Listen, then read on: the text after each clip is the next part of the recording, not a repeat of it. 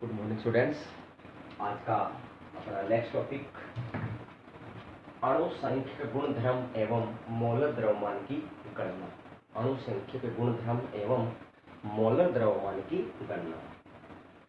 अणुसंख्यक गुणधर्म का मतलब क्या है? इसे बोलते हैं colligative properties.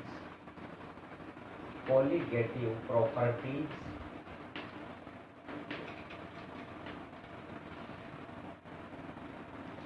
and colligative properties and molecular weight।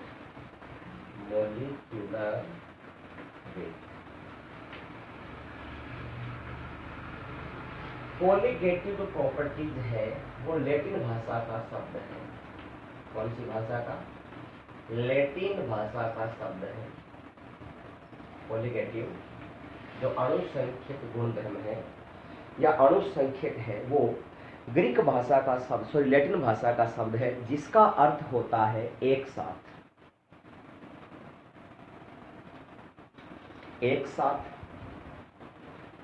तो अणुसंख्यक गुणधर्म का मतलब क्या है? ये अणुसंख्यक गुणधर्म क्या है कि तनु विलयन का मतलब क्या हुआ? तनु विलयन का मतलब ये हुआ कि जब अपने पास में कोई कंसंट्रेट सॉल्यूशन है उसके हम क्या करें, पानी डिजोल्व कर रहे हैं, पानी को डाल रहे हैं, तो उस सॉल्यूशन को हम क्या कहते हैं? तनु विलयन या हम डाइल्यूट सॉल्यूशन कहते हैं। तो तनु विलयन है, क्या है? तनु विलयन।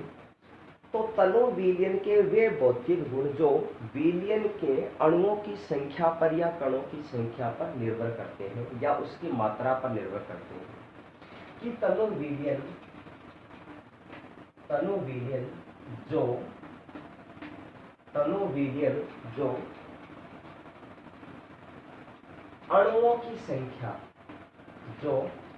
अणुओं की संख्या या मात्रा पर निर्भर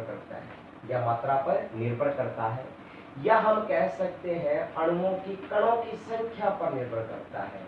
भी कितने ज्यादा अणुओं की संख्या होगी या कणों की संख्या होगी तो उसको हम क्या बोलते हैं? अणुसंख्यक गुणधर्म कहते हैं।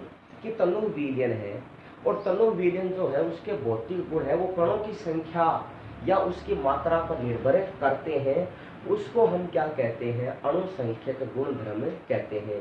भी कहने का मतलब कि अणुओं की संख्या के आधार पर हम बात करेंगे। इसके आधार पर, अणुओं की संख्या के आधार पर ये आकार व प्रकृति पर निर्भर नहीं करते हैं, यानी ये कणों की संख्या पर निर्भर करते हैं और ये आकार व आकृति पर निर्भर नहीं करते हैं। न तो आकार पर और न ही वो आकृति पर निर्भर करते हैं। ठीक है, तो ये जो अणुसंख्यक गुणधर्म की हमने बात की, कि तनु विलयन के जो भौतिक गुण है या हम कह सकते हैं जो फिजिकल प्रॉपर्टीज है, वो फिजिकल प्रॉपर्टीज है जो अणुओं की संख्या या हम कह सकते हैं कणों की संख्या या उसकी मात्रा पर निर्भर करते हैं, उसको हम क्या बोलते हैं? अणुसंख्यक गुणधर्म। क्या बोलते हैं? अणुसंख्यक गुणधर्म। अब ये क्या कह रहा है कि ये जो अणुओं की संख्या, आकार एवं उसकी आकृति पर निर्भर नहीं करते हैं, तो किस पर निर्भर करते हैं? इसकी मात्रा पर निर्भर करते हैं। ठीक है, तो अणुओं की जो अणुसंख्यक गुणधर्म है वो निम्न प्रकार है, जिसके बारे में हम बात करेंगे। सबसे पहले हम पढ़ेंगे विलायक का वाष्पदाब में आपेक्षिक अवलंबन। इसका विलायक का एक नंबर क्या है? एक नंबर है विलायक का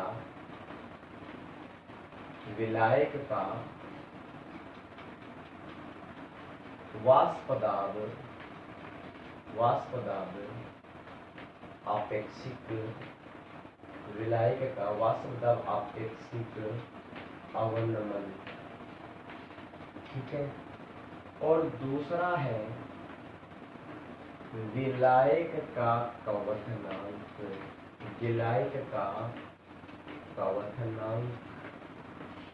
और तीसरा होता है हिमांक अवनमन। क्या होता है? हिमांक अवनमन। ठीक है। और 4 नंबर है अपने पास विलयन का प्रासरण दाब। क्या है? विलयन का प्रासरण दाब। ये है विलयन का प्रासरण दाब। तो कहने का मतलब जो अपने पास में अणुसंख्यक गुणधर्म है वो निम्न प्रकार है। अणुसंख्यक गुणधर्म में क्या है? विलायक का वास्तव दाब आपेक्षिक अवनमन, दूसरा विलायक का कवचनांक तुलनीय, तीसरा हिमांक अवनमन और चौथा विलयन का प्रासरण दाब। ठीक है। तो ये सभी क्या है? ये सभी अपने पास में है विलायक का वास्तव दाब आपेक्षिक अवनमन, और ये सभी अपने पास में किसमें आते हैं?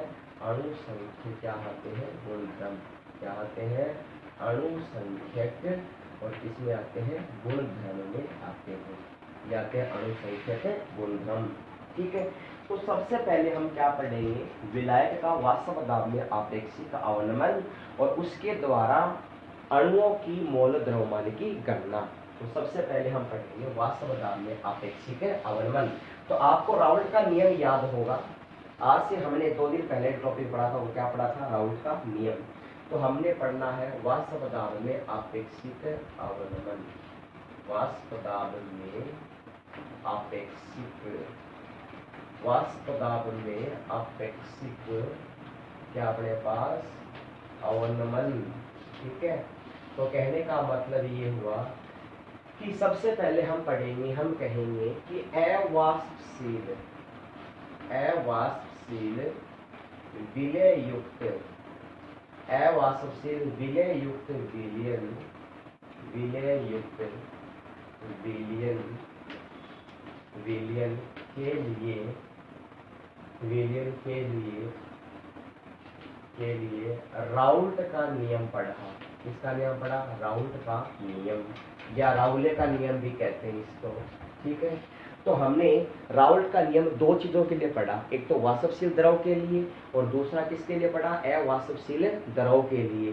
तो हमने जो पढ़ा वो क्या पढ़ा? सबसे पहले हम पढ़ेंगे अवाष्पशील द्रव के नियम के अनुसार। हमने क्या कहा कि अवाष्पशील विलय के अनुसार क्या है कि जो विलयन का जो वाष्प दाब होता है, क्या होता है? विलयन का जो वाष्प दाब होता है वो मोल भिन्न के क्या होता है? समानुपाती। क्या होता है? मोल भिन्न के क्या होता है? समानुपाती होता है। अर्थात विलयन का जो वाष्प दाब होता है वो प्रोपोर्शनल टू किसका होता है? मोल फ्रैक्शन या मोल प्रभाज के। तो हम ये कह सकते हैं कि विलयन का दाब क्या होता है? P, और उसके अवयव का दाब किसके बराबर हो जाएगा? PA के बराबर। क्योंकि आप जानते हैं कि हमने क्या पढ़ा था कि अवाष्पशील विलय युक्त विलयन के लिए जो PB का मान होता है वो क्या होता है? नगण्य होता है। तो हमने ये कहा कि P इक्वल टू क्या होता है? PA होता है। क्या होता है? PA। इस वैल्यू को हम ये कह सकते हैं कि PA इज प्रोपोर्शनल टू क्या आ जाएगा? XA। क्या आ जाएगा? XA। फिर हमने ये कहा कि PA बराबर, इस समानुपाती को हटाएंगे तो क्या आएगा? P नोट A और क्या आ जाएगा? XA। हम जानते हैं कि P नोट A बराबर क्या हो जाएगा? शुद्ध विलायक का वाष्प दाब, शुद्ध विलायक का वाष्प दाब, इसका शुद्ध विलायक का वाष्प दाब। तो अपने पास में क्या आएगा? PA बराबर। ठीक है। तो हम जानते हैं कि PA है जो विलयन का क्या है? अवयव का क्या है? ये दाब है। क्या है? अवयव का दाब। तो मोल भिन्न अगर हम पढ़ें, क्या पढ़ें? मोल भिन्न। तो अपने पास में मोल भिन्न क्या होता है? XA प्लस में क्या होता है? XB इक्वल टू क्या होता है? 1। अगर इस मोल भिन्न की बात करें तो XA बराबर हम ये लिख सकते हैं 1 माइनस में क्या जाएगा? XB। तो इसकी जगह हम यहाँ पर जो XA है उसकी जगह ये वैल्यू पुट कर सकते हैं ना। तो अपने पास में क्या आएगा? PA बराबर 1 माइनस XB। एक मिनट देखिएगा, अपने पास में यहाँ पर क्या आ जाएगा? यहाँ पर आएगा PA बराबर, क्या आएगा? PA बराबर P नॉट A 1 माइनस में क्या आ जाएगा? XB। इसको हम यहाँ से मल्टीप्लाई करेंगे तो अपने पास में क्या आएगा? PA बराबर अपने पास में आ गया पी नॉट ए माइनस 1 को क्या करेंगे, इससे गुणा करेंगे, इसको फिर इससे गुणा करेंगे, तो माइनस में क्या आ जाएगा पी नॉट ए और क्या आ जाएगा एक्स बी। फिर अपने पास में क्या आएगा, यहाँ से आ जाएगा P naught A x B बराबर अपने पास में क्या आएगा पी नॉट ए माइनस में पी ए। अपने किसका मान निकालना है एक्स बी का, तो एक्स बी बराबर में क्या आएगा पी नॉट ए माइनस में पी ए अपॉन अपने पास में क्या आ जाएगा पी नॉट ए। इसे क्या बोलते हैं वास्तव दाब में अपेक्षित अवनमन। यह होता है वास्तव दाब में अपेक्षित अवनमन, वास्तव दाब में अपेक्षित अवनमन। इतना आपने पढ़ा हुआ है। ये आपने राउल्ट के नियम जो हमने पढ़ा था, राउल्ट का नियम अवाष्पशील विलय युक्त विलयन के लिए हमने वहां पर क्या निकाला था, वास्तव दाब में अपेक्षित अवनमन हमने वहां पर निकाल लिया था। ठीक है, अब हम क्या पढ़ेंगे, अब हम इसके लिए जो नेक्स्ट टॉपिक है वो हम पढ़ना है कि इसमें हम जानते हैं कि मोल भी इतना आपको समझ में आ गया होगा, वास्तवता में आपेक्षिक अवनमन और उसके मोल द्रव्यमान की गणना करनी है। तो हमने क्या कहा कि अवाष्पशील विलय युक्त विलयन के लिए राउल्ट का नियम, किसका नियम, राउल्ट का नियम है। तो राउल्ट का नियम क्या कहता है कि विलयन का जो वास्तव दाब होता है वो मोल गिनती क्या होता है समानुपाती, अर्थात पी ए बराबर क्या होता है पी ए। हमने कहा कि P A is proportional to X A और पी ए इक्वल टू क्या आएगा पी नॉट ए और क्या आ जाएगा एक्स ए, और एक्स ए प्लस में एक्स इक्वल टू कितना आता है 1, तो एक्स इक्वल टू क्या हो जाएगा 1 माइनस में एक्स बी। तो इसकी वैल्यू हमने यहाँ पर रखी, तो क्या है पी ए बराबर P A not a 1 minus में क्या आएगा एक्स बी। इसको हमने क्या किया अंदर मल्टीप्लाई किया, अपने पास में क्या आ गया पी ए बराबर P naught A minus P naught A x B. फिर मैंने ये कहा कि मैं इसको इधर ले आता हूँ, तो P naught x B equal क्या हो जाएगा पी नॉट के माइनस में क्या आएगा पी ए। इससे हमें किसका मान निकालना है एक्स बी का, तो एक्स बी इक्वल टू क्या हो जाएगा पी नॉट के माइनस में पी ए अपॉन में क्या आएगा पी नॉट ए। तो इस प्रकार से अपने पास में क्या आएगा वास्तव दाब में अपेक्षित अवनमन। ठीक है, तो अगर मैं बात करता हूँ नेक्स्ट टॉपिक के लिए, इसके साथ में बात कर रहा हूँ कि आपके पास वास्तव दाब में अपेक्षित अवनमन आया, क्या है आपके पास में आ गया x B equal to P naught A minus में पी ए और अपॉन में क्या आएगा पी नॉट ए। आप जानते हैं कि एक्स बी क्या होता है मोल भिन्न, तो एक्स बी बराबर में क्या होता है n B upon n A plus में क्या होता है एन बी, ये होता है ना।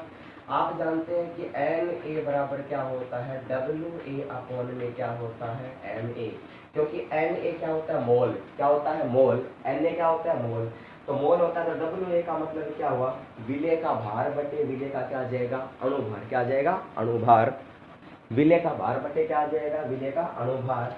तो इसका मतलब ये हुआ कि एन बी बराबर क्या हो जाएगा एन बी इक्वल हो जाएगा डब्ल्यू बी अपॉन में क्या आ जाएगा एन बी, क्या आ जाएगा एन बी। ठीक है, तो इन दोनों की जो वैल्यू मैं रख रहा हूँ वो इन दोनों की वैल्यू यहाँ रख दूँ, तो एक्स बी इक्वल टू अपने पास ये भी रखा जा सकता है ना, क्या रख सकते हैं अपन रख सकते हैं डब्ल्यू बी अपॉन में क्या रख सकते हैं एन बी अपॉन क्या आएगा डब्ल्यू ए अपॉन में क्या आएगा एम ए प्लस में क्या आएगा डब्ल्यू बी अपॉन में क्या आता है एम बी, क्या आता है एम बी।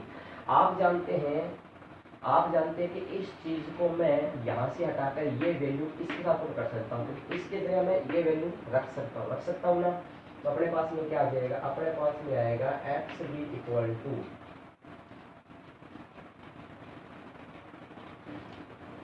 तो ये आ जाएगा अपने पास डब्ल्यू बी अपॉन में क्या आएगा एम बी अपॉन अपने पास में आएगा डब्ल्यू ए और एम ए प्लस में क्या आएगा डब्ल्यू बी अपॉन में क्या आ जाएगा एम बी, और बराबर क्या इसके बराबर है ये है पी नॉट ए माइनस में पी ए अपॉन में क्या आएगा पी नॉट ए।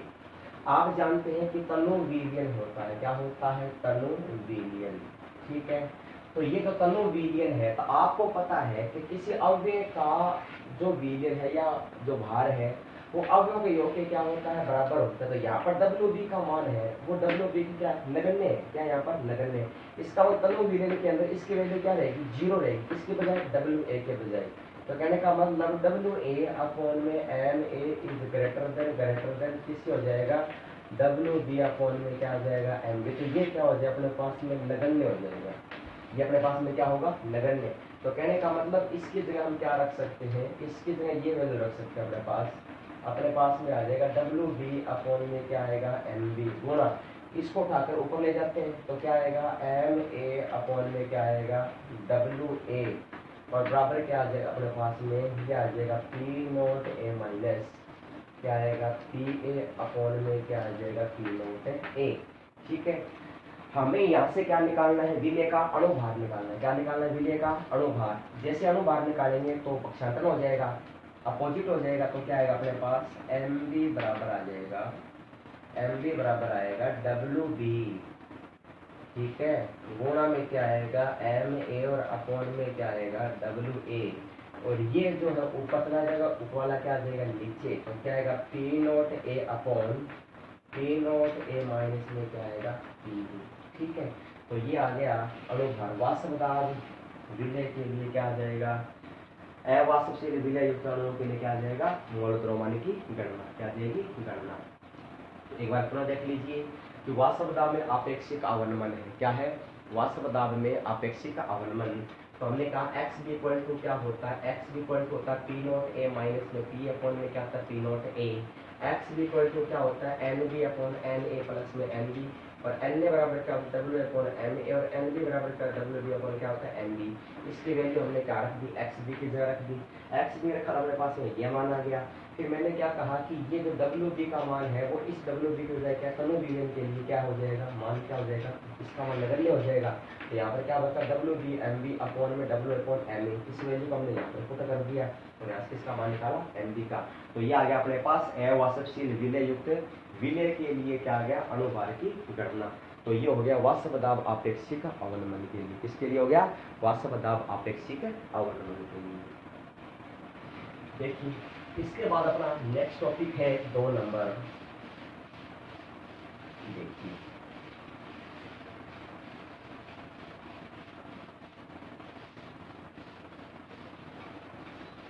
2 नंबर अपना जो पॉइंट है 2 नंबर पॉइंट है अपना कवथनांक उन्नयन। 2 नंबर है कवथनांक उन्नयन। तो कवथनांक उन्नयन का मतलब जानते हैं। सबसे पहले हम पढ़ेंगे कवथनांक क्या चीज होती है। कवथनांक का मतलब क्या होता है बॉइलिंग पॉइंट। क्या होता है बॉइलिंग पॉइंट। ठीक है, तो कवथनांक उन्नयन का मतलब क्या हुआ कि किसी विलयन का वह ताप जो वायुमंडलीय ताप के क्या हो जाता है बराबर हो जाता है।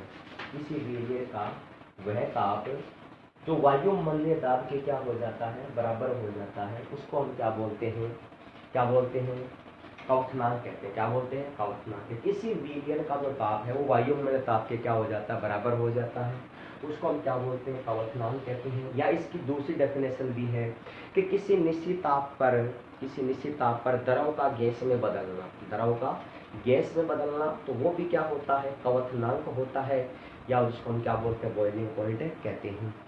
अब हम बात करते हैं कवथनांक उन्नयन का मतलब क्या होता है। कवथनांक उन्नयन का मतलब ये होता है कि उन्नयन का मतलब होता है कमी। उन्नयन का मतलब होता है कमी।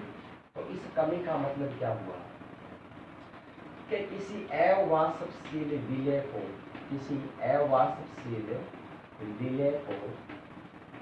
अगर किसी विलायक में डाला